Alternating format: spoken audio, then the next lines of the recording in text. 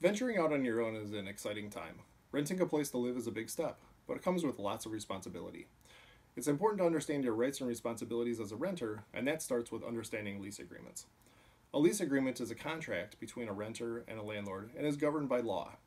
Bureau of Consumer Protection's Landlord Tenant Guide provides lots of helpful information, some of which will be covered in this video.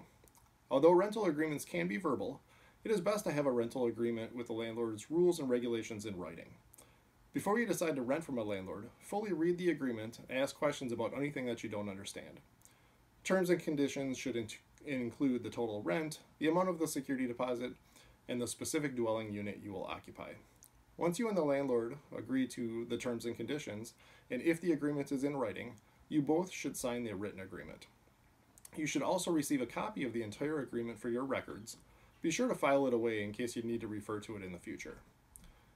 While the landlord decides if he or she will rent to you, the landlord may require earnest money to hold the unit. Earnest money is money paid to protect the landlord from possible costs or losses if a prospective tenant decides not to rent from the landlord during this review process. The landlord is required to give you a written receipt anytime they accept earnest money deposit, a security deposit, or rent paid in cash.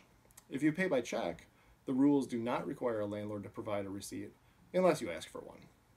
Now, before entering into a rental agreement or accepting any money, the landlord must inform you of any building or housing code violations that he or she is aware of. This means anything that affects the dwelling unit or common areas that present a significant threat to your health or safety that have not been corrected.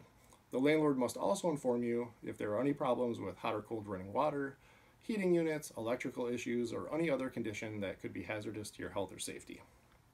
Once you agree to rent, be sure to complete a check-in sheet when you get the keys.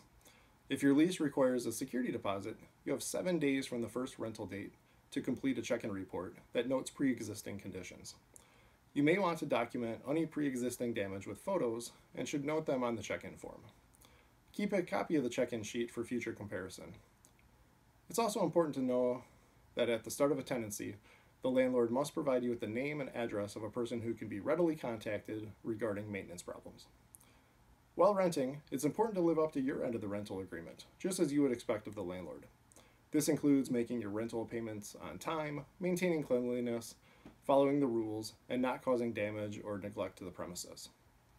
When you are ready to move out, ask your landlord for a preliminary walkthrough before your final checkout.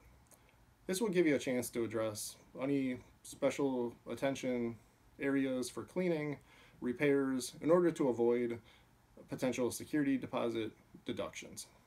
Take detailed photos of the property during your final walkthrough in order to document the condition in which you left it.